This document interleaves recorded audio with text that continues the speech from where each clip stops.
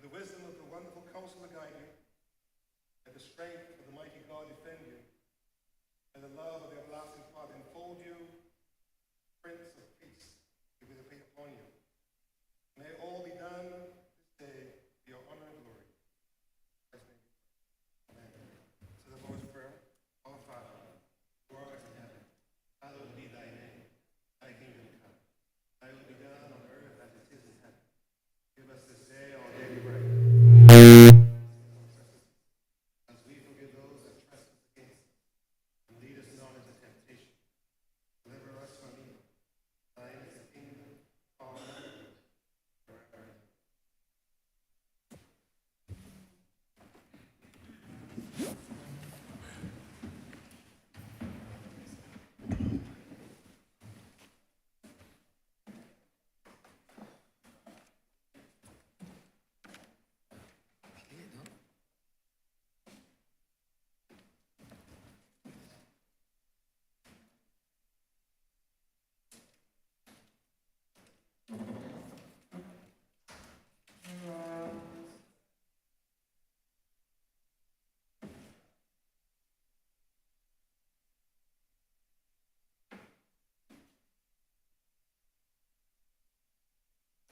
This House is in session.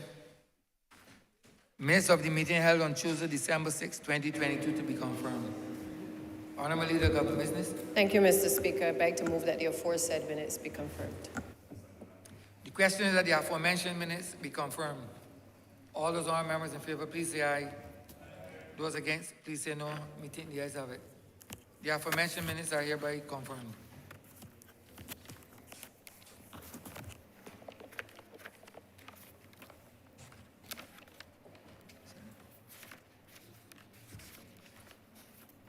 Announcements by Your Honor, the Speaker. Messages from Her Excellency, the President. Petitions and papers. Honourable Leader, Government Business. Thank you, Mr. Speaker. I'm commanded to lay the Government of Barbados' mid-year review report, April to September 2022, and the ministerial statement on the Government of Barbados' mid-year review report, April to September 2022.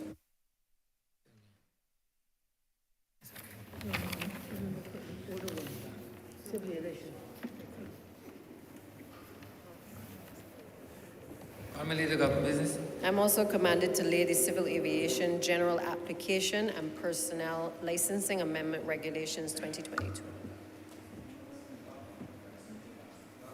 Notices, private members' notices, notices of questions, reports from select committees, first readings of bills. In there. In there. Honourable Member for St. Philip South. Mr. Speaker, I beg to move the first reading of the Animal Health and Plant Protection Bill 2022.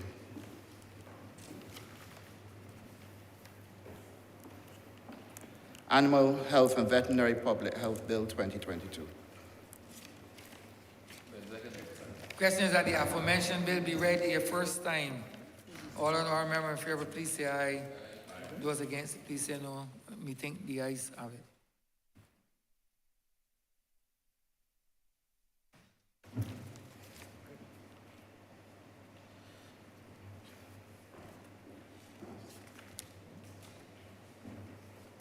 Mr. Speaker, I beg to move the first reading of the Plant Protection Bill 2022.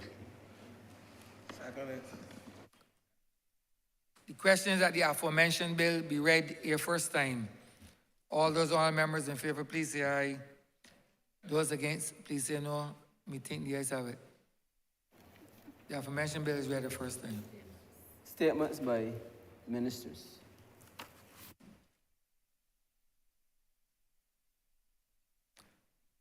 Honourable Member for Christchurch East Central.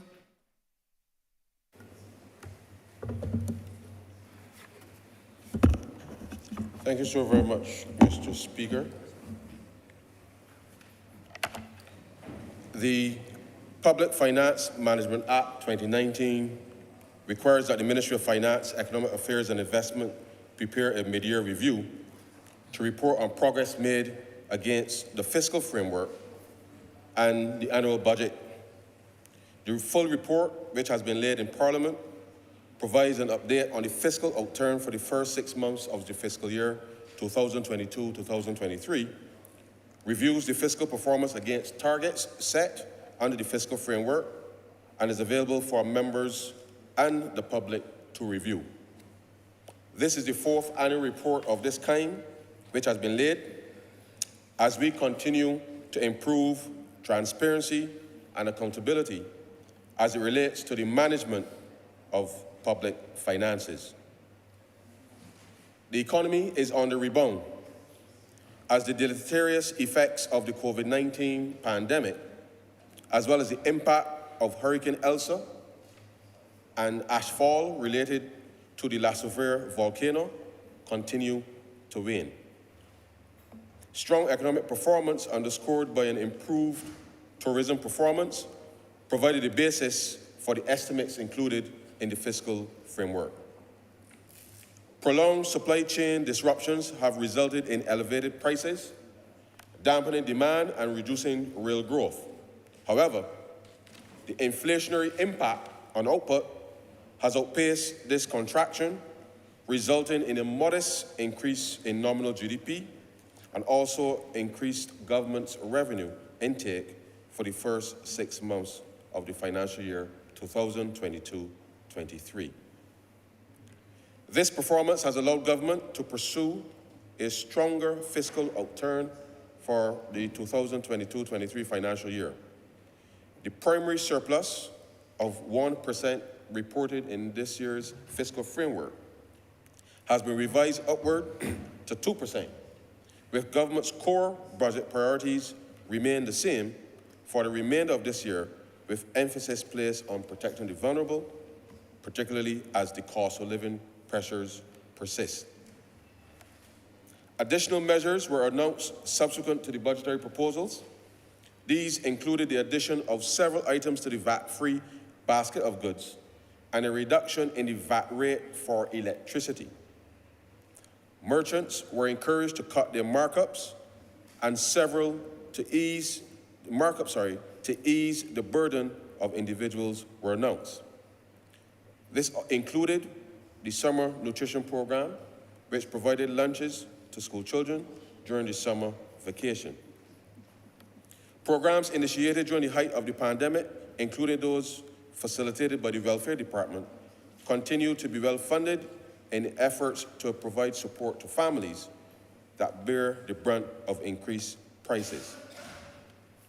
Amendments to the fiscal framework include the uptick in government's revenue, as well as the inclusion of several government-backed programs necessitated by inflationary pressures that have burdened consumers. In spite of such an unprecedented set of circumstances, this government has maintained a broad range of social protection measures to keep Barbadian families afloat and to provide some business relief to help consumers cope with the rising cost of living. Some of these measures include $8.9 million dedicated to maintaining the Household Survival Program, which provides $600 per month cash to support vulnerable families affected by the economic fallout from the pandemic. The capping of VAT on gasoline and diesel sales, which has reduced the amount consumers paid by some $12.6 million.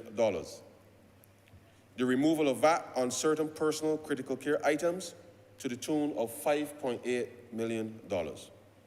The capping of freight costs for the purpose of calculating customs duties, resulting in savings for businesses and individuals of $18.52 million.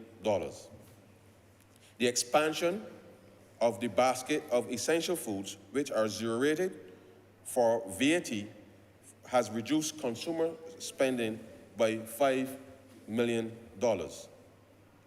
Consumers have reduced their electricity bills by a collective $3.05 million, with the reduction of VAT on electricity bills introduced between August and September of 2022. Mr. Speaker, the Barbados economy continues to recover, expanding by 10.1% for the first 9 months of 2022. The resurgence of tourism activity has contributed significantly to this recovery, as evidenced by the labour market returning to pre-pandemic levels.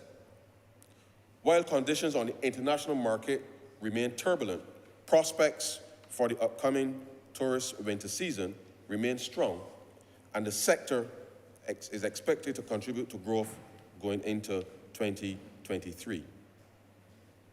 Outside of the tourism sector, increased domestic demand has also stimulated economic growth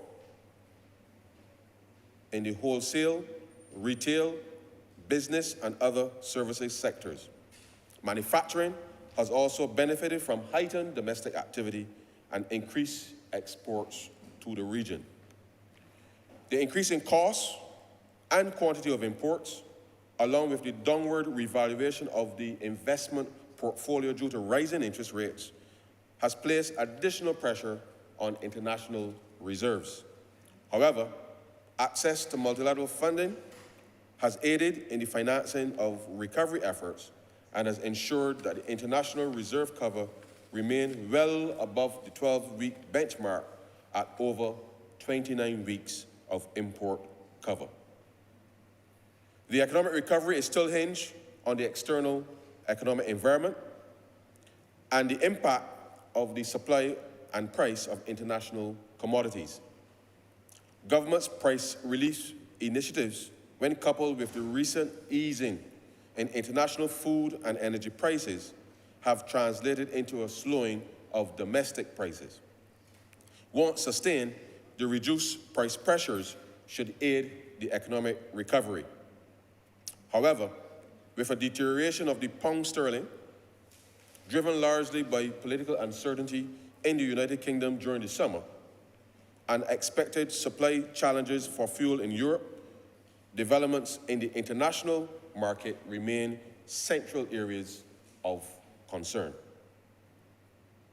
Despite a tough and increasingly uncertain international environment, the Barbados economy is on trend to finish this year around 10% higher than 2021, slightly lower than the 11.1% assumed at the beginning of this fiscal year.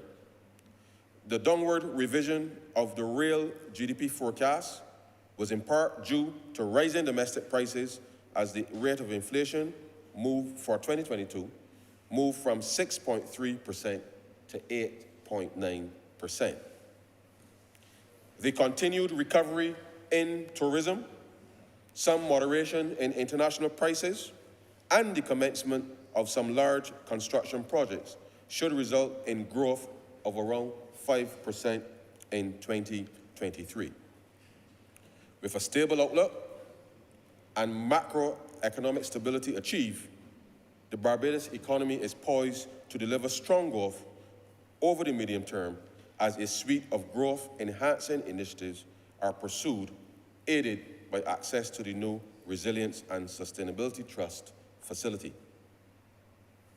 Mr. Speaker, for the first 6 months of the fiscal year 2022-23, total revenue exceeded pre-COVID-19 receipts and was 7.7% above targeted mid-year estimates. The resumption of pre-pandemic activity and the related improvement in domestic demand underscored the fiscal year 2023 fiscal framework revenue forecast. However, prolonged elevated global prices, pandemic-related supply chain shortages, as well as geopolitical tensions have inadvertently led to an improvement in nominal output, further increasing revenues. In addition to prolonged inflationary pressures, strong tourism demand and an enhanced corporate tax take contributed to the overperformance of tax revenues as at September 2022. Additionally, total flows benefited from grant funding of $20 million to support government's housing initiatives. This increase led to an upward revision of the full-year revenue estimate by approximately $127 million, or 4.1% above initial budget projections. With the tightening of tax transparency laws and the application of minimum substance requirements in regional and domestic jurisdictions, a loss in corporate tax receipts was anticipated for the current fiscal year.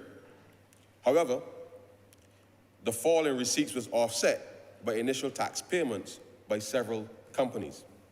This improved corporate tax revenue by an estimated $73 million at the end of September relative to its mid-year target, and resulted in an 18.2% upward revision of full-year receipts.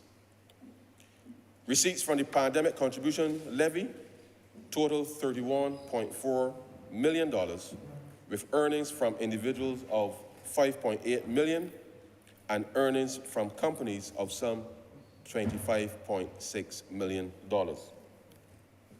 As at September 2022, gross VAT receipts totaled $503 million, 6.8% higher than initial mid-year projections. Similarly, net VAT receipts were $53 million more than initially targeted for the first half of the year, as refund amounts transferred to the Treasury were slower than first anticipated. Similar improvements were noted for import duties at the end of September. However, the slow remittance of outstanding taxes by SOEs over the period depressed some of the gains. The end-of-year forecast anticipates the full settlement of import duties owed and reflects the impact of rising prices on output. Outstanding revenues have also impacted the excise and fuel tax performance at the end of September, which were $22 million and $18.5 million below initial estimates, respectively. The repayment plan for these outstanding taxes from SOEs extend past the fiscal year, causing a downward revision of those estimates for fiscal year 2022 to 23. Expenditure. Total expenditure stood at $1,437.8 million at the end of September 2022, which was marginally higher than fiscal year 2021-22 mid-year outturn, but 9.7% below expenditure targets for the first half of the financial year. The smaller than anticipated expenditure outturn has been attributed to the slower rollout of capital works programs, a lower wage bill due to some posts waiting to be filled, and reduced transfers to state-owned enterprises. As a consequence, there has been a small upward revision to the end-of-year forecast of $11.2 million. Wages and salaries, inclusive of national insurance contributions, totaled $412.3 million at the end of September 2022, $23.7 million below mid-year targets. Smaller than anticipated statutory emoluments related to the delay in staffing in several departments explains this variance. This led to expenditure falling $17.8 million below initial estimates for the first half of the fiscal year. Additionally, employment for several projects under the Ministry of Transport Works and Water Resources, initially allocated under statutory emoluments, is currently being financed through goods and services. Total goods and services outlays were approximately $23.4 million above the indicative target for the end of the second quarter, due to large part to the settlement of invoices related to the fiscal year 2021-22 budget. These include employee contributions to the National Insurance Scheme for temporary workers on the program, payments to suppliers that provided medical supplies, and companies that extended their services for the asphalt cleanup initiative. There has been, however, a marginal increase in the end-of-year forecast relative to the fiscal framework to accommodate government's initiative to help vulnerable families through the summer period through the Summer Nutrition Program. Funding for the project was sourced from the Ministry of Education and Vocational Training's current allocation, with plans to reimburse the ministry through supplementary funding. Debt and financing. At September 30th, 2022, total debt service amounted to approximately $587.2 million compared to approved estimates of $458.3 million for the period April to September 2022. The higher than anticipated debt service was due primarily to the prepayment of Series E bonds of approximately $145.8 million, as well as the redemption of savings bonds of approximately $3.1 million. This was counterbalanced by a timing difference in respect of the external sinking fund contribution of $13.3 million and slower than anticipated disbursements resulting in savings of amortization and related costs of approximately $5.1 million. Total revised debt expenditure for 2022 to 23 is estimated at $1,154.6 million. This is approximately $173.1 million more than what was approved. The projected increase in expenditure is primarily attributed to the higher interest costs and the prepayment of Series E bonds executed as part of the country's first debt for nature swap in September. Mr. Speaker, recently there's been much public discussion on the country's debt, and some even question the government's ability to repay. Perfectly legitimate question, sir, but there are some who would wish to rewrite history in a desperate attempt to mislead the public. So permit me to set the record straight with respect to the country's debt profile over the past 5 years. At the end of March 2018, sir, the total debt owed by government was $18.004 billion, of which public debt was $15.843 billion. Central government guaranteed debt was $977 million. And arrears, sir, total $1.184 billion. I shall repeat it, sir, just for emphasis so that the public is absolutely clear. At the end of March 2018, the total debt owed by government was $18.004 billion, of which public debt was $15.843 billion, central government guaranteed debt was $977 million, and arrears total $1.184 billion. This represented 178.8% of GDP, which is clearly shown, sir, at the bottom half of the table at Appendix 1. All the relevant data, sir, can be found in the attached appendices.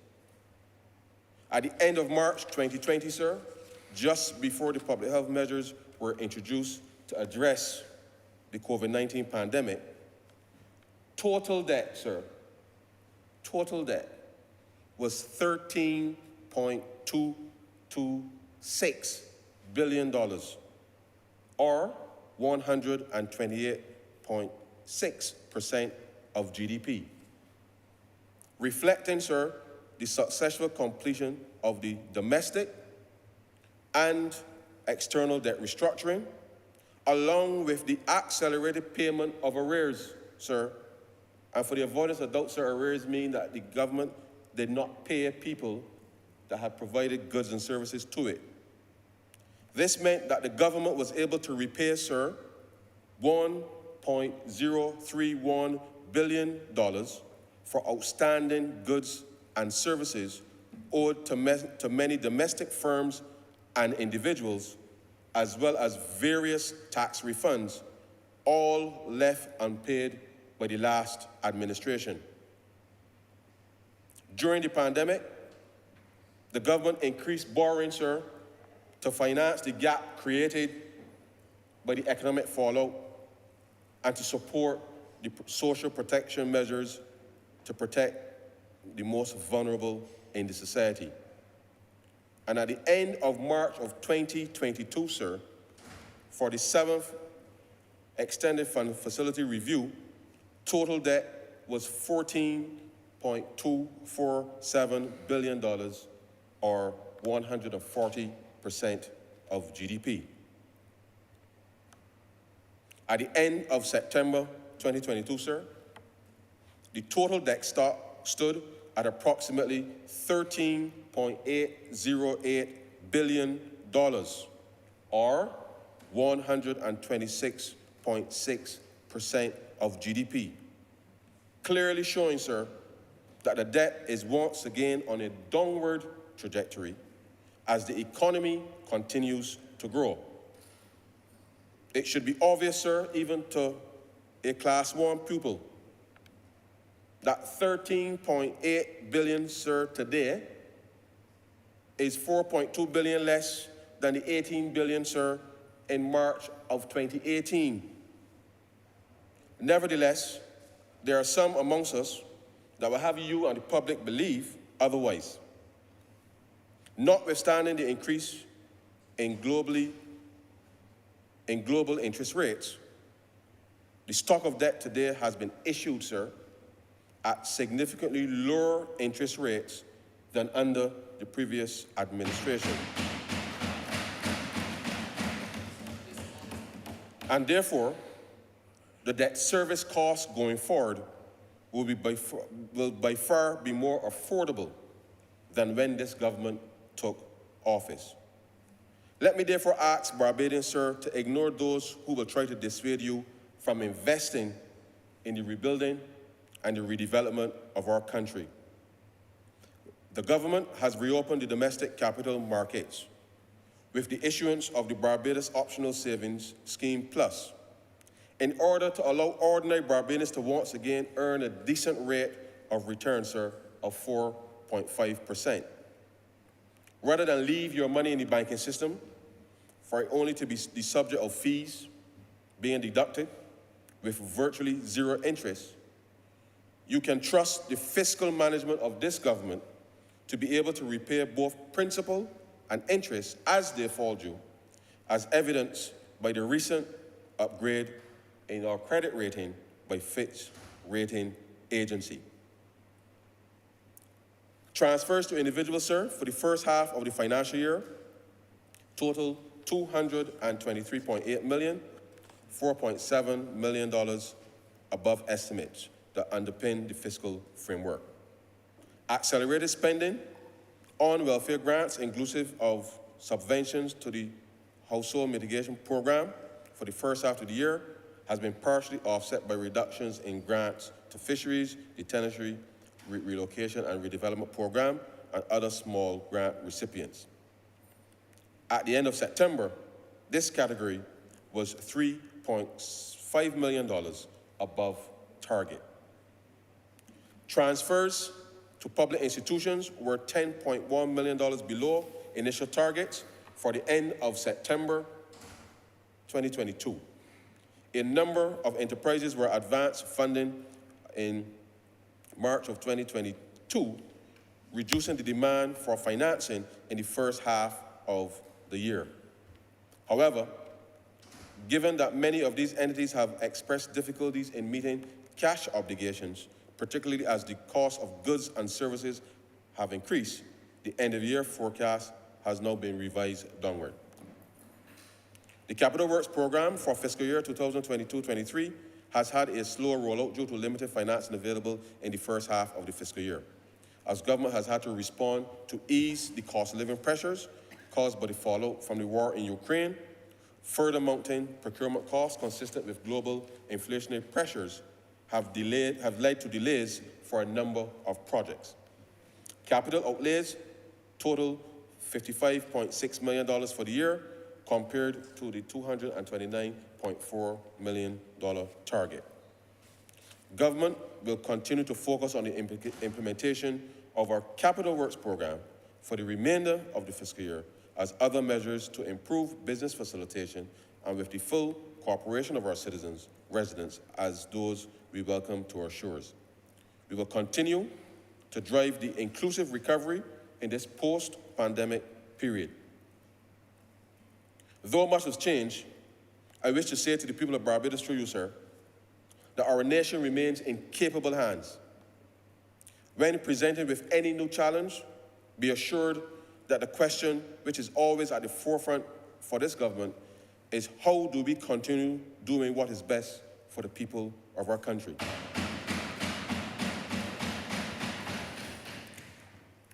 We just celebrated our nation's 56th year of independence and our first year as a republic, sir. I wish to take this opportunity to remind my fellow Barbadians of the great responsibility and privilege we've been given by our forefathers to be strict guardians of our heritage and firm craftsmen of our faith. So I end with these words from the anthem, sir. Upward and onward we shall go, inspired, exulting, free, and greater will our nation grow in strength and unity. I'm obliged to you, sir.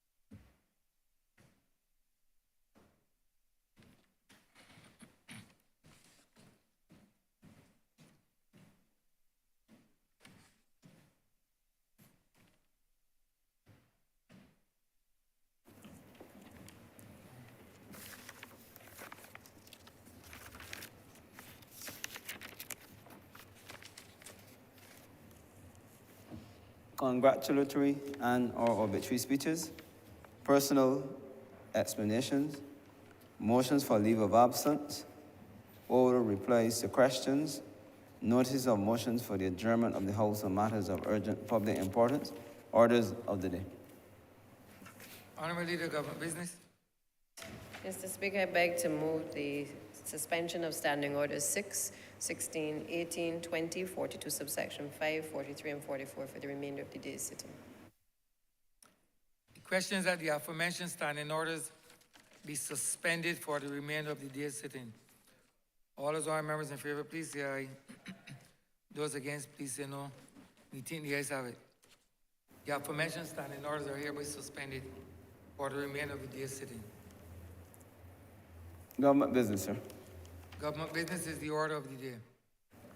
Order number 4. Honorable Minister in the Ministry of Finance and Economic Affairs to move the second reading of the final appropriation 2021-2022 Bill 2022. Honourable Member for Christchurch East Central. Mr. Speaker, I beg to move that this bill be read a second time. Questions that the aforementioned bill be read a second time. All those honourable members in favor, please say aye. Those against, please say no. We think the ayes have it. Mr. Speaker, I beg to move that you do not leave the chair and the House resolve itself in the committee for further consideration of this bill. The question is that the Speaker do not leave the chair and the House resolve itself into committee for further consideration of this bill. All those honourable members in favor, please say aye. Those against, please say no. We think the ayes have it.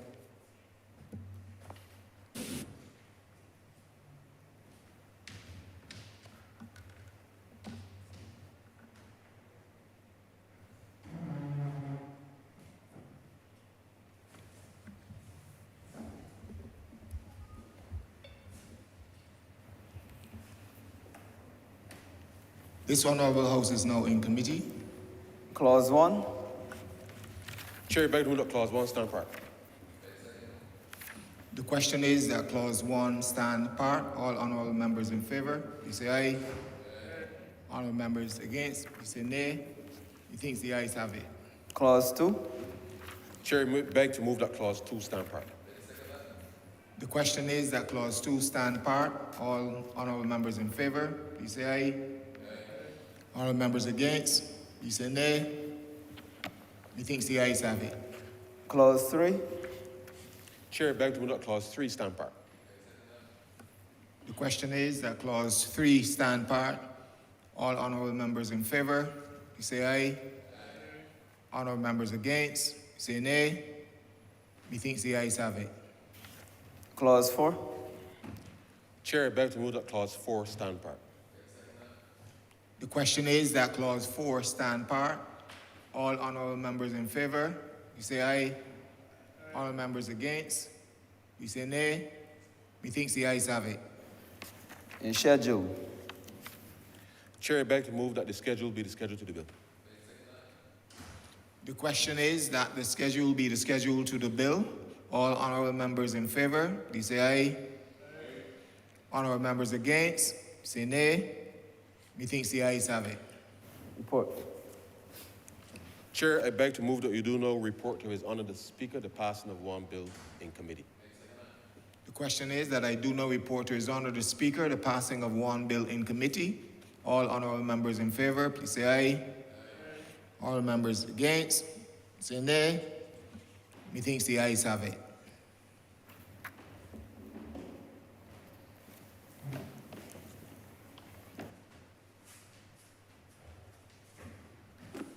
The chairman of committees has reported the passing of one bill in committee.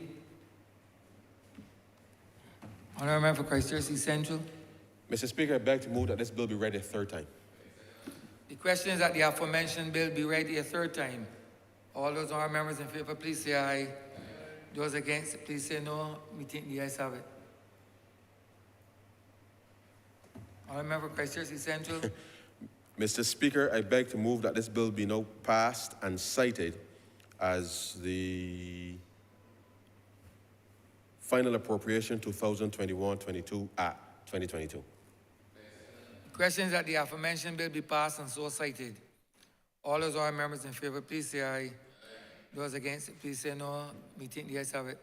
This bill is passed and so cited.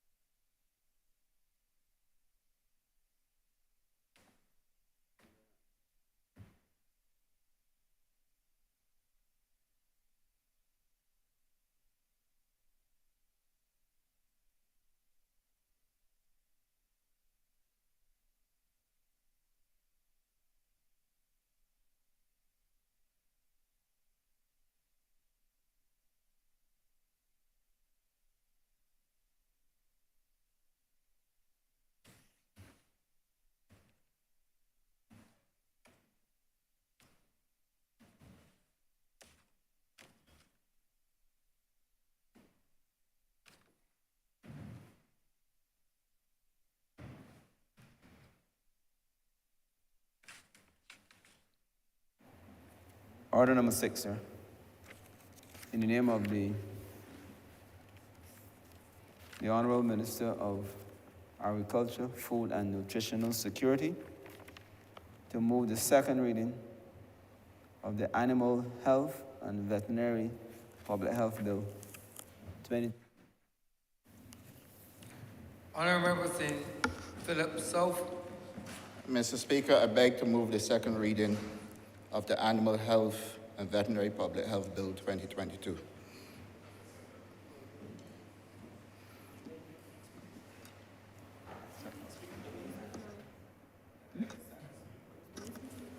Mr. Speaker, this bill dates back to 2003, at a time when it was recognized globally that we were going to be moving to a lateral platform for trade, where the movement of goods across borders would be such that we had to take steps to achieve a number of objectives. First, sir, we had to look at the economic sphere to see what economic benefits can be developed through increased trade across the Caribbean and equally internationally. And that is the reason why it was important for us to be able to look at the benefits to be derived in terms of expansion of businesses, enfranchisement of our people, and at the same time give us a fair chance in increasing our livestock industry. Mr. Speaker, what comes along with that is risk in terms of how we would then put biosecurity measures in place to protect our biodiversity. And those I will elaborate on. In terms of the social sphere, we do know that in Barbados there's a heavy dependency on the state to provide things for people to survive on a daily basis. Our welfare department is heavily laden with requests from Barbadians to be able to get assistance to make it through daily living. And then equally, we have a responsibility to make sure that we can create space for our people to be able to help themselves. This, sir, can only be achieved through expanded economic activity, because being a small island developing state with the size population we have, it is extremely difficult to have a government bring everybody through, when in truth and in fact, the hardcore reality is that we are living in a system of democracy and a system that allows for capitalism. And we do know under that construct, Mr. Speaker, sir, capitalism can one day be as good as it can possibly be and another day flat dead on its back because of global challenges or what people refer to as exogenous shocks. And then, Mr. Speaker, I'm also going to look at how we can use the resources that are available to us to build out our animal health and veterinary public health in a manner that is suitable for 21st century existence, but at the same time give us a chance to bring along, as I said earlier, our people in a system that allows for everyone to participate, but makes no guarantees at all for anyone to succeed. Success is up to the individual. Success is about what you put in and how you're prepared to get out what you have invested. Now, Mr. Speaker, I believe that we have to be brutally frank in Barbados when we speak, sir, to certain things that confront us in this country. I do recall, sir, when I was asked to lead the Ministry of Agriculture and Food Security at the time, that this bill was one of the major pieces of legislation forming part of our whole suite of legislation under the SPS, Sanitary and Phytosanitary Measures construct, that I'm sure the honorable member for St. James South will be happy to participate in, because she's one of the people who attended several of the meetings that we had at my ministry so that we could have harmonized this legislation with existing legislation and, where possible, change or make the changes that were necessary. Mr. Speaker, we had very wide consultation on this bill. I want, first of all, to start by thanking all the ministries who worked with us to get us to this point, which would have been Ministry of Foreign Affairs and Foreign Trade, Ministry of Health, Ministry of Tourism, Ministry of Commerce, and Ministry of Education. Mr. Speaker, I also wish to thank all the consultants, our international partners, ICA and FAO for providing us with a consultant that helped us work on this suite of legislation, of which the Animal Health and Veterinary Public Health Bill is about only one of the 3 pieces of legislation that forms this entire sanitary and phytosanitary measures suite of legislation. Now, Mr. Speaker, I recall last year that we were dealing with a pending outbreak, a threatening outbreak, not pending, threatening outbreak of African swine fever, because African swine fever had spread in Hispaniola, started in the Dominican Republic, and then from Dominican Republic, it went to Haiti, and is still rampant to this day in Hispaniola. The latest report that I got from my senior veterinary officer suggests to me that we now have to ramp up again our biosecurity measures to make sure that we do not run the risk of getting someone either illegally bringing pork products from one of those jurisdictions that can contaminate or spread the disease here in Barbados and pose a serious risk to our biosecurity, our biodiversity. And then equally, we also then have to continue the measures to set up the proper labs that we need to make sure that we can do the testing. We've done some trial testing, some PCR tests on making sure that we have the equipment that is suitable for what is required. I say to you that these are not normal times, Mr. Speaker, and I think everybody in this honorable chamber would appreciate that more and more pressure is being brought to bear on the Ministry of Agriculture, but equally on us as a people, because we all have our part to play in all of this.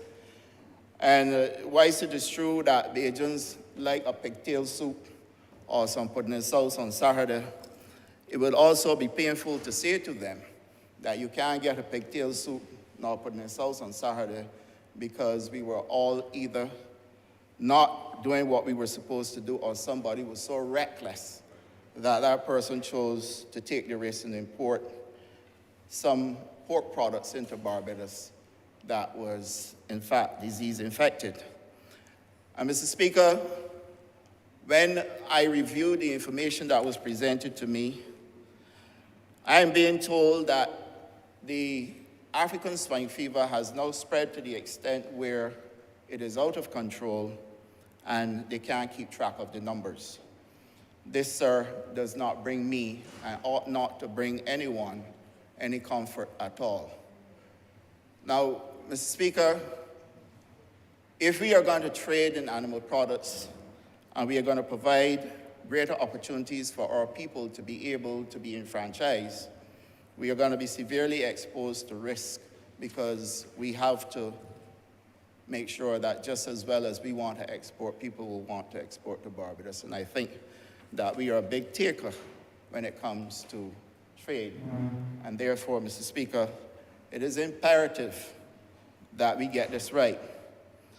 Now, we also threaten with bird flu. And we do know that, Mr. Speaker, I have already made an announcement that whilst it is true that we had to put a ban on poultry products coming out of the United Kingdom because they have a situation which is slightly different from the US, in that the United Kingdom, you're talking about one space.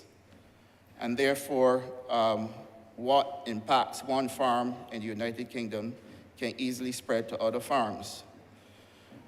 In the United States of America, and I've been asked about this, I use this opportunity now to explain because these are very serious matters. In the United States of America, it is not the same because you're talking about from state to state to state. And therefore, you may have an outbreak of bird flu in one state, but it has not yet spread to the other states, so we don't have to do any banning or take any severe action at this point in time. Equally, within the United States, sir, we have systems in place in terms of protocols that we use, where we get prior warning and prior notice in terms of what is developing with the situation with the bird flu, so that we can still do commercial importation of poultry products out of the out of the United States of America because of those protocols that are in place. Sir, the challenge that we face really is twofold. One, we have a major challenge with migratory birds. Migratory birds will put us at risk because they are the ones that is found to be spreading the disease. And we are right in that zone where at certain times of the year, migratory birds will come to Barbados. And so therefore, the ministry has put out a surveillance program to make sure we can track and trace where there are migratory birds coming to Barbados. We will have to be on top of the situation so that we can do the necessary protection. And this is a serious biosecurity issue. The same problem exists within the United States as well, migratory birds that will spread the disease. Well, that is one. The other one is people behavior. How do people respond to these situations? Is it a case where we want to be responsible to the extent that we follow the rules and cooperate and give Barbados that fighting chance to be able to protect itself against any of these two diseases by not moving to illegal import of products or pets into Barbados? And if I should just digress a bit, sir, I saw circulating photos of a python snake in the Newton area. This speaks to the reckless behavior that we have to confront in this country, sir.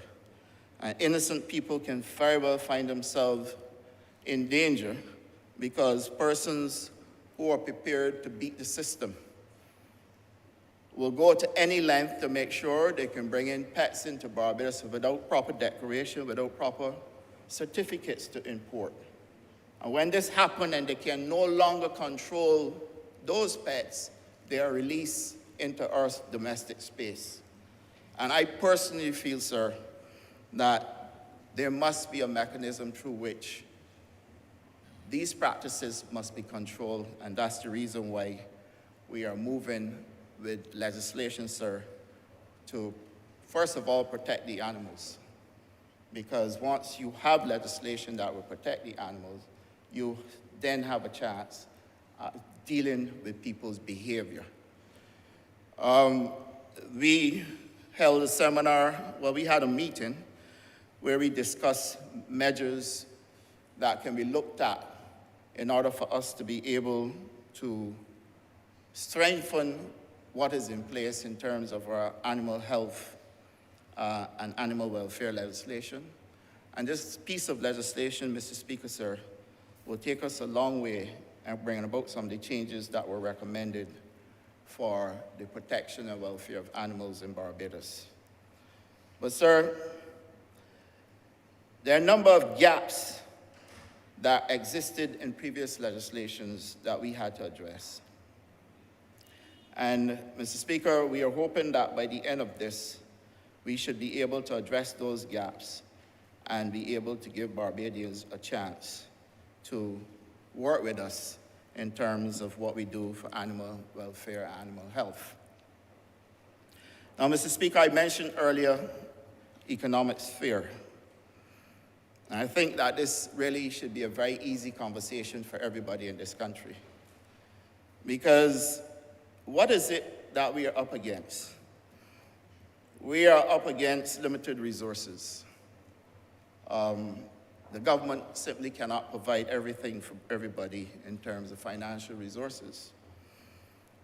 But I remember my conversations when I first got into elective politics, where I said that in order for us to make a difference as a government, we needed to create space for people to be able to participate. And as a businessman myself, who started a business at a very young age, I knew what it's like to give people a chance to be enfranchised.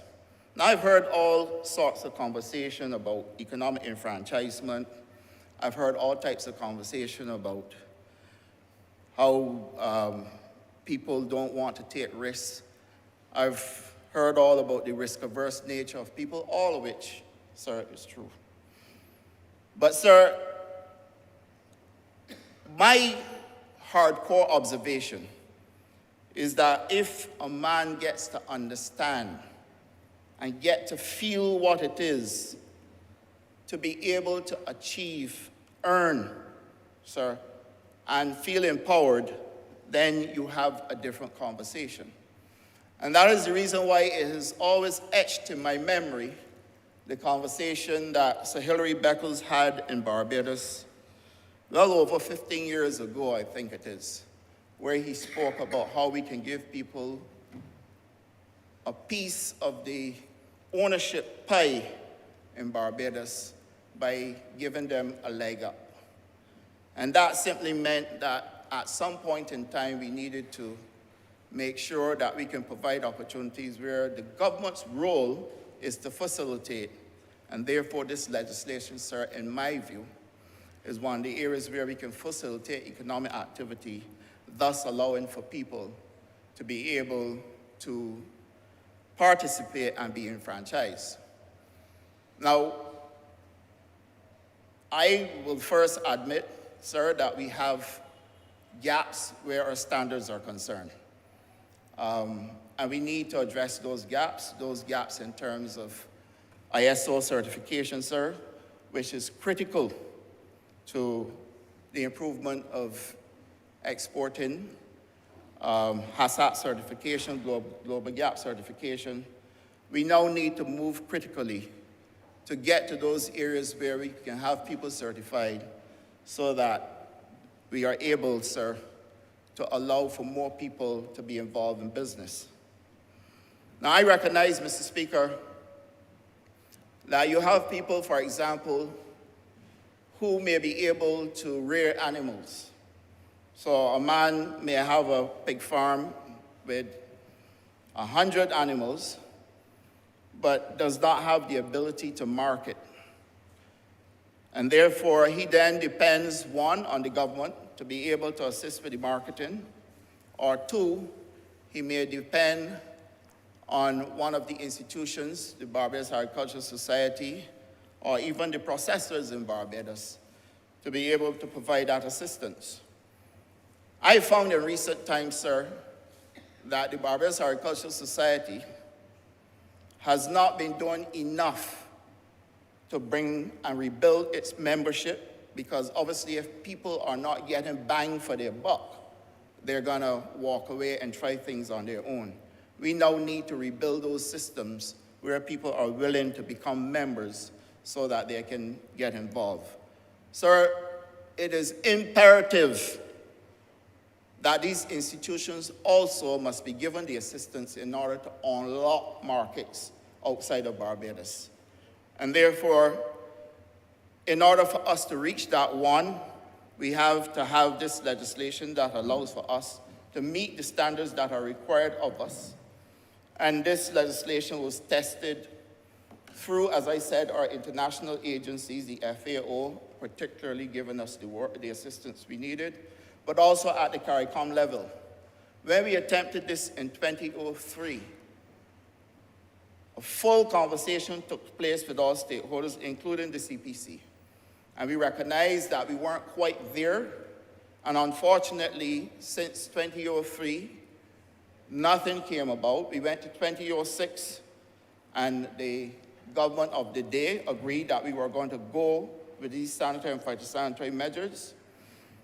In 2008, we had a change of government, and here we are in 2022, in December of 2022, at the closing of a year, where we can finally bring this to Parliament and have it passed, sir, when under the last decade, nothing, absolutely nothing was done to make sure that we can get this legislation here, so that we can start next year now looking at how we can provide economic opportunities for people to unlock markets outside of Barbados. Sir, our fisher folk, for example, many of them have their boats to go, they get their catch, but they don't have many opportunities beyond Barbados. And those who are exporting tuna, sir, export tuna at risk also, because many times you bring in your tuna and when you think that is good, is rejected, sir. Many times the people who are exporting have to wait for long periods of time in order to be paid. And it goes on and on and on and on and on. If we can unlock markets beyond what we currently are confined to within the United States, sir, by getting into the European market, suddenly we are talking a different talk. We're having a completely different conversation, sir. The same goes, sir, for all of our animal products. And so, Mr. Speaker, I believe, sir, that the time is right, after wasting a whole decade,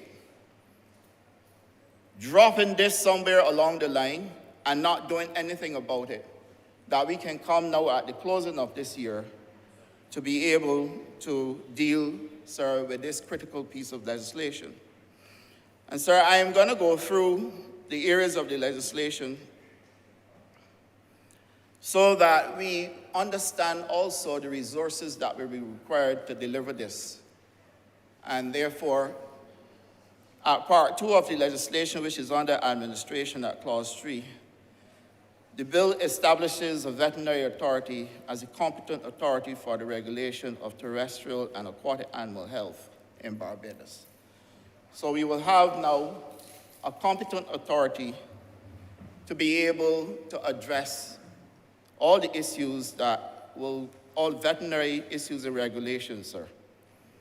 The functions of the veterinary authority are clearly stated in this section, thus removing ambiguity regarding the scope of responsibility of the veterinary authority. At Clause 4, the head of the veterinary authority shall be, instead of a senior veterinary officer, will be now a chief veterinary officer with a team. I am having a conversation currently on the establishment of a single agency in Barbados, where all the functions will fall under that single agency. Right now, we're all over the place. You got some at the Ministry of Agriculture, some at the Ministry of Commerce, some at the Ministry of Health, sir. And it is also a very territorial environment where people believe, oh, you're coming into my space to get things done. This is none of your business. I must handle this myself. And this territorial affair contributed in large measure to the failure of the establishment of that single unit that was supposed to be established many years ago. So we've had these conversations before, and we have gotten nowhere. So we must remove that territorial behavior. I have had meetings over and over in dealing with establishing a single agency. The FAO provided a consultant for us to be able to establish a single agency. The FAO consultant agreed that there should be a single agency. We looked at the functions and we looked at Canada as a jurisdiction with a model that we can follow. And to this day, sir, we are still having the territorial issues. And Mr. Speaker, I am prepared to be brutally frank about this, because I do not understand how it is that we are trying to provide greater opportunities for the people who elected us and put us here to run this country. But at the same time, you're getting pushed back in areas where you don't necessarily need to. A single agency does not take away power from anyone. All of the senior officers, if you're the head of agriculture, head of health, head of education, head of commerce, whoever you are, you still have your powers. But we do not have to have that dependency syndrome where everything must wait. And therefore, Mr. Speaker, if you're dealing, for example, with a matter with animal diseases, the functions will still fall under the chief veterinary officer, but people will be employed to do the work. Currently, under the construct that we have, we rely heavily on private vets in order for us to deal with animal diseases. Currently, the lab that we have also needs to be addressed because we must be able to do almost every piece of testing that is required. Imagine we had to do testing for blue tongue disease and had to send samples overseas. These are all the things that we're trying to correct now under this legislation by establishing a competent authority in order for us to be able to do this.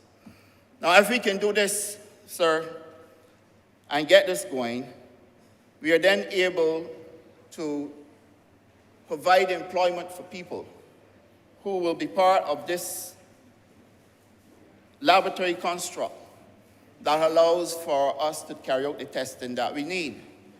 And then, Mr. Speaker, we also need to look at how we treat the diseases if we should get an outbreak.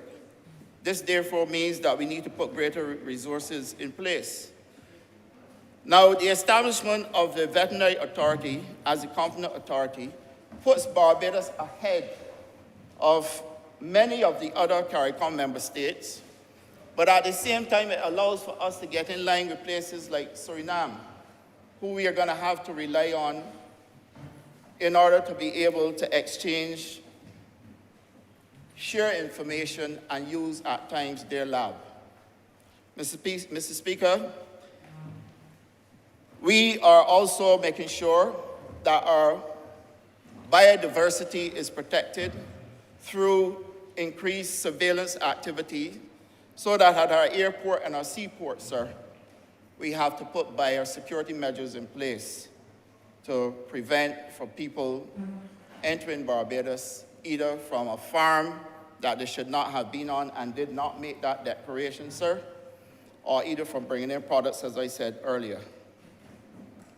We also have to control the movements of animals as well, and this legislation allows for us to control the movement of animals, animal products, animal-related items in and out of Barbados. And, sir, this one is a big one. Currently, we are having a problem with something called antimicrobial resistance, or AMR. We have antimicrobial resistance in human beings, and this is because many of us rely heavily on antibiotics to treat things like a common cold. So when the body becomes accustomed to the antibiotics, when you really need it for infections, you simply are up against it because the body has already adjusted. Sir, we now have a situation that is creeping in to our animal health system where over-the-counter medications, you go over the counter and you purchase medication, sir, and you go home and you give it to your animal, not understanding the risk involved. Many times the medication is carrying antibiotics that you don't need. When the animal consumes the antibiotics, it gives us then challenges in terms of when we really need to treat animals, similar to what is happening with human beings. It is not working. But the worst part of all of that, sir, is that those animals are also being consumed. So that you're getting a double whammy. You're feeding it to the animal, creating risk for the animals, and then at the same time you're consuming it too and creating risk for yourself. So the antimicrobial resistance is a critical area in this legislation that we need to control. Sir, we have to start practices where people just go on the shelf and buy medicines and pretend that they can do a better job than our trained vets, and then put us all at risk. And therefore, this legislation is seeking to control that behavior. But I go further to state, sir, the animal health and animal welfare standards will be in accordance with the World Organization of Animal Health, therefore putting us in standards that would allow for us to be able to do a lot of the testing that is currently not taking place. Imagine, sir, we bring feed into Barbados, animal feed into Barbados, but it does not go through the rigors of the testing that is required for us to be able to see everything that is in there. And therefore, it increases the risk of exposure to antibiotics, thus increasing the challenges with antimicrobial resistance. Now, Barbados is a member of the World Animal Health Organization, and the Prime Minister of Barbados chairs the Committee on Antimicrobial Resistance. So this, sir, is not a simple matter. This is a matter that we are giving full attention to. And therefore, under this piece of legislation, then it provides for us the opportunity for us to be able to address these issues. Mr. Speaker, what is required in order to deliver all this? Everybody in here knows. Resources. And therefore, opportunities then for greater employment, opportunities for training as well, and opportunities also for people to get involved in agro-processing and indeed livestock farming. It also provides an opportunity for us to be able to help our current livestock farmers. Many of them will struggle. Some may be able to afford an on-farm vet. Many others cannot. And therefore, you'll find that the quality that you get from some farms are different from the quality of other farms. Now, any wise person may ask me what took so long for us to get to this point. And my first response will be, we were here in 2006. What happened when the government changed in 2008? And that is a question all Barbadians must ask themselves. Now, I spoke to this matter when I dealt in 2021 with the African swine fever issue.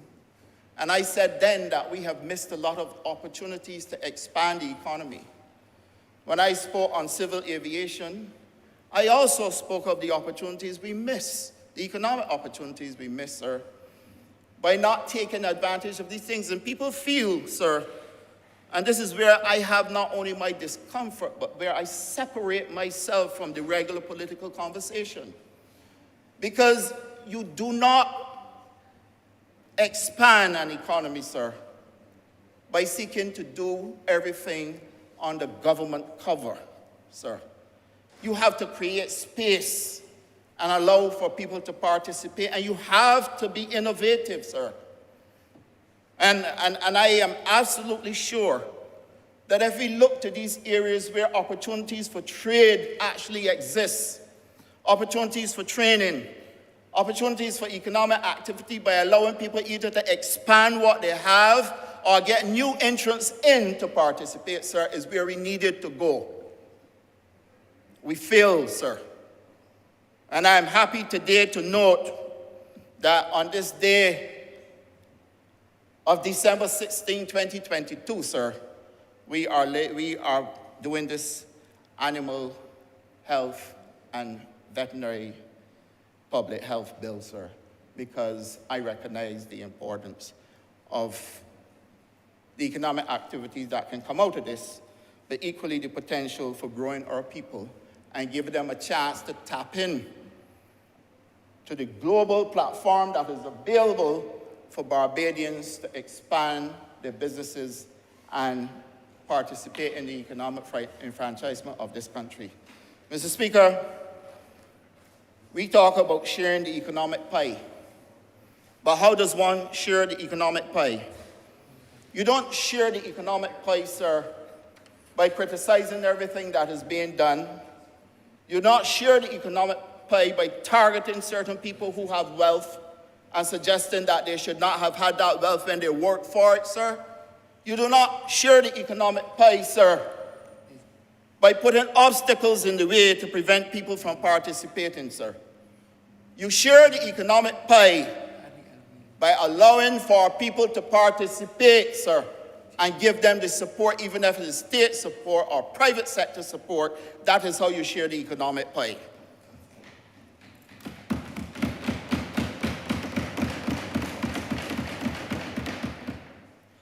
So that, Mr. Speaker, I strongly believe that when we link this bill to what my colleague, the Honourable Member for Christchurch, West Central, did a couple of weeks ago with our biosecurity measures, biosecurity regulations, sir, you can see how the two will work hand in hand. Because what is it that we need to preserve our current construct in terms of animal health? We need, sir, to be able to prevent diseases in animals. We need, sir, to provide proper facilities for the rearing of animals, sir. We need, sir, to make sure that we do not allow for some of our animals to become extinct because people either have a fear or people do not understand. And when somebody tell you got the luck of a centipede, it basically means that you have no luck at all, because whenever a centipede passes by, you're just killed. But we have never taken time to recognize the role of the centipede in soils. So a man with centipede luck is a man with no luck at all, because we destroy the centipede, sir. Biosecurity measures, sir, biosafety, sir, bio inputs are all what we need now to make sure that we can protect what is left. A lizard, sir, what the Honourable Member from St. Andrew referred to as a poison lizard. The term poison lizard means that it should be killed. The moment you hear a poison lizard, that thing should be killed. In truth and in fact, you need it, because we get outbreaks of vector-borne diseases. We get mosquitoes in our houses. We get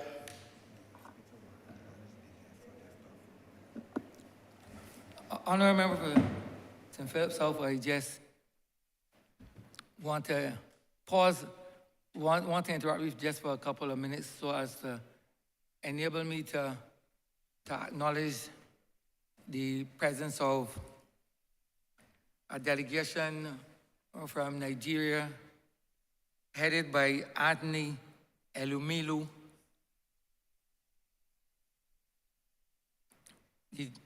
the chairman of the United Bank for Africa, the chairman of Transcorp PLC, and the chairman of TransNiger Oil and Gas, along with his delegation from Nigeria. I welcome you to Barbados. I hope you enjoy Barbados. I hope it brings you good tidings, and I hope that your meetings with the Honourable Minister of Foreign Affairs and Trade will lend itself to enormous investments in this country. I wish you well and your delegation.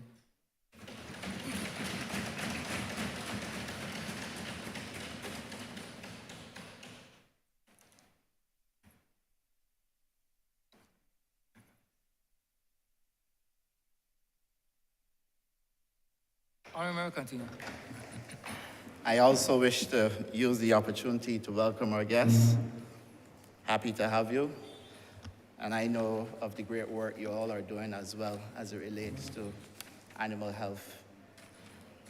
I actually had a long conversation with the Minister of Agriculture, who has committed to working with Barbados and making sure we can find opportunities as well in your country. So, Mr. Speaker, if I'm to get back to the issues of antimicrobial resistance and what this bill can do, Clause 29 of the bill provides for the legal foundation for a system for control of veterinary medicinal products, including animal feed, containing veterinary medicinal products for both aquatic and terrestrial animals. And sub-clause 29.1 provides the importation, sale, advertisement, and distribution of veterinary medicinal products in Barbados, except that they are registered by the veterinary authority. So that these medicines will now have to be registered in order for them to be imported into Barbados.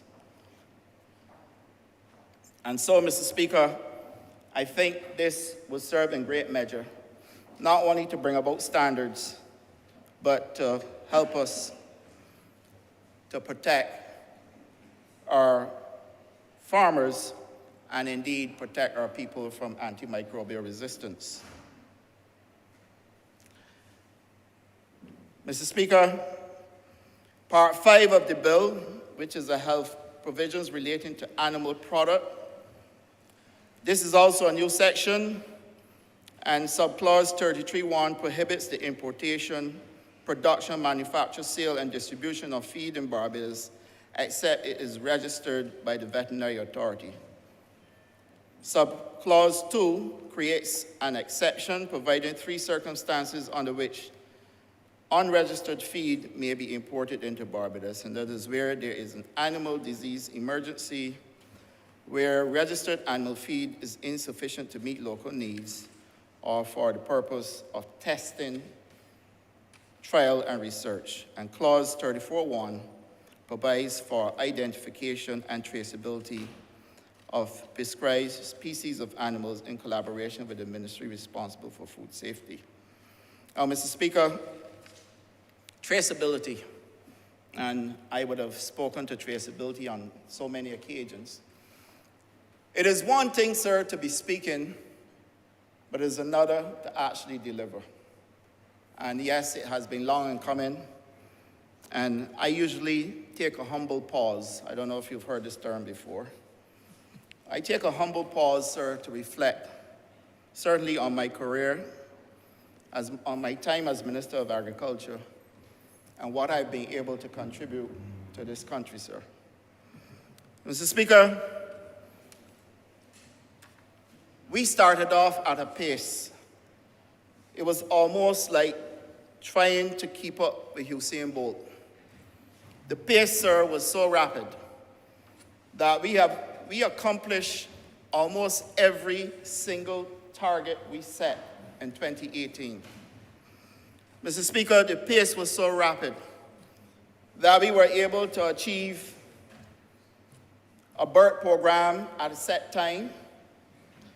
We were able, sir, to do a debt restructuring, sir. We were able, sir, to start to create opportunities for people at the same time when we were doing a transformation program to make many of our institutions far more linear. And then, Mr. Speaker, we had to go into a pause for a 2-year period. And it boggles the mind, sir, to understand how people can treat as if these 2 years never existed. And when I hear conversations nowadays, I am sure that we have greater cases of insanity. We have more disingenuous conduct, particularly in politics, sir. And we have also, sir, a hunger for power that forces people to engage in deception, sir. The perfidious activities and behavior that I see today, sir, is second to none in my entire memory of politics. I know in the early days of the great leaders, the late Tom Adams, the Right Excellent Earl Barrow, Sir Owen Arthur, great leaders who never sought to take the perfidious highway to power. They call it for what it was. The current Honourable Prime Minister, during my time in opposition, going to the opposition office, would always tell us, what is the politics in it? Is it true? What are you going to benefit from it? And this is the kind of conduct that we had as an opposition party striving to gain power in this country to make a difference, sir. And when you can hear commentators, people who participated in our Speaker, Mr. Speaker, people who participated within the same party, we now try to mislead the public into believing that we are engaging in certain types of activities that we can even influence the decision of a judge in a court, sir. And to my mind, Mr. Speaker, that means that people have now lost the will to be honest. People have lost the desire to tell the public the truth. And it makes for Barbadians to start following what is happening in this country and to avail themselves of the facts, sir. And what really troubles me is that we had great opportunities available to us to come with legislation like this, sir, to be able to make a difference in people's lives and to have a proper conversation in this country. Antimicrobial resistance is a big one. We import things into Barbados, sir, that our people are forced to consume without even recognizing that they're consuming it. Why weren't we having this conversation before? But we failed. We failed because we had a government that was more interested in other things financially than bringing this country to where we needed to put it, sir. And therefore, y'all remember for the city certainly would know more than me because he dealt with many of these things on a certain call-in program as well. But Mr. Speaker, this bill now allows for us to control medicines that are coming in to treat animal diseases and also animal feed. Mr. Speaker, I believe that this represents another of the transformational objectives or measures that we were seeking to put in place when we came to government. And Mr. Speaker, I strongly believe that all Barbadians now should get on board. Following this piece of legislation would also be the plant protection legislation and then the food safety legislation. And Mr. Speaker, I believe that if we can get to the point where all three of these pieces of legislation are passed, we then can see a new Barbados in terms of trade in animal products, trade in plant products, trade, sir, in food. Equally, Mr. Speaker, we provide an opportunity for Barbadians to eat cleaner food because many of the standards that we are supposed to have are not there, and I do not hesitate to say, sir, many of the standards are not there. The standards on farms need to be improved. The standards where there's catering, the standards where there's vending, the standards where, sir, we are processing. And there's no point going to processing without having those standards in place. We have more than enough models that we can look at, sir, to be able to put Barbados where it is supposed to be. This legislation alone is not going to do it. It still has to take the will of the people, and it also has to take the will of those who are responsible for the competent authorities to be able to deliver on these. Now, Mr. Speaker, I say to you that if there's one thing that concerns me, sir, for the time that I've been around, is the slow pace at which things are done.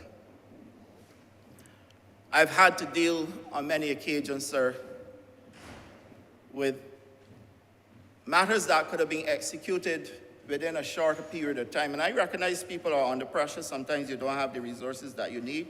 All those things I take into consideration. But when you come back to something that you were working on and realize that nothing has happened since the last time you spoke about it, is where I have my answer. And I don't think it is good enough.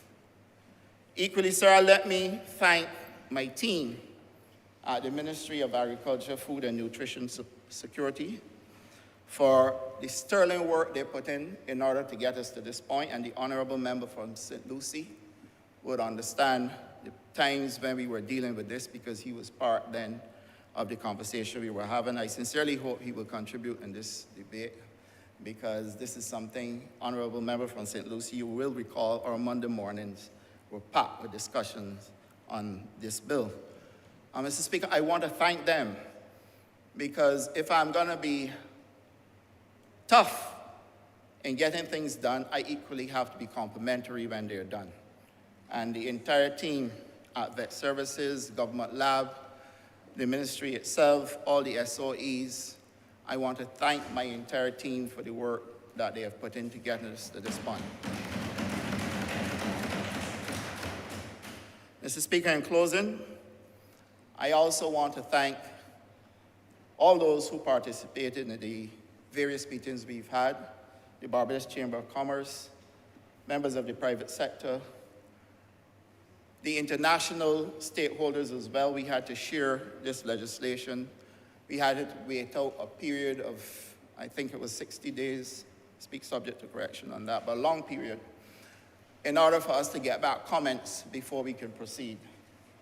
And then we also had then to do further consultations with the private sector and further consultation with our stakeholders, including the farmers, to make sure that we had legislation that was suitable for the times.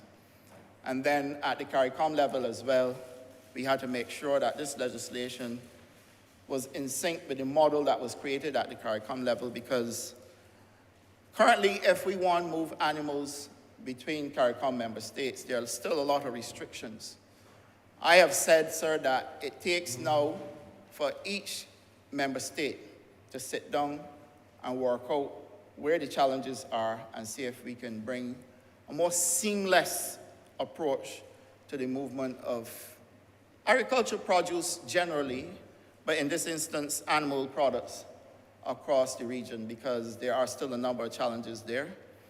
And I believe that where we can look, sir, to make sure that diseases didn't exist, let's say for 10, 15 years in a particular jurisdiction, you can flag that, and you do not need to ask the people to go through all kind of rigors in order for them to export animals to you when in truth and fact you haven't had that disease. Well, we seem to take an approach where we only want the red tape approach to things, and we try to restrict people from doing things, and that, to me, serves as nothing more than a demotivator for people who are younger, don't have the time or energy to be pushed around, and will not participate. And sir, I would finally like to thank all the constituents of St. Philip South and wish them a Merry Christmas for giving me the opportunity to be here this afternoon to be able to present this bill, sir.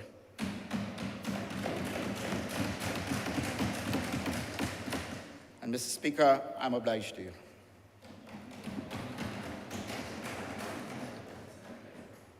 You need to move it. You need to move it for a second time. Yeah, Mr. Speaker, I'd like to move that the Animal Health and Veterinary Public Health Bill 2022 be read a second time. Second.